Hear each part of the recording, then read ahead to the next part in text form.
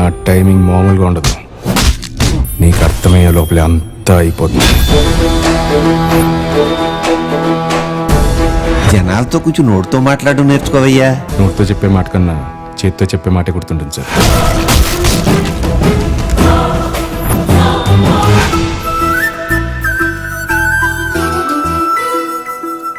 మా వాళ్ళంతా యావరేజ్గా ఉన్నారు కదా, నేనే బాగున్నాను కదా.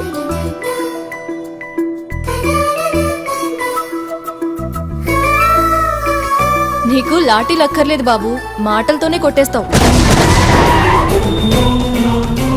నేరము పాపం ఒకటేరా, ఒకసారి చేస్తే చచ్చేంతవరకు నీ వెనకే వస్తాయి. ఇప్పటి నుంచి నేను నీకు కనిపించను, కానీ నేను మొదలుపెట్టిన ఆట మాత్రమే కనిపిస్తుంది. మనం ఎదుర్కొనేది డిపార్ట్మెంట్లోనే రాక్షసుడు అన్న పేరున్న ధర్మాని.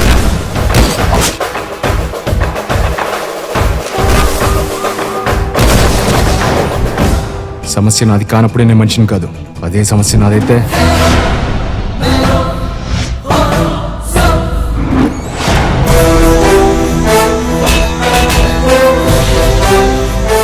రాక్షసుడా?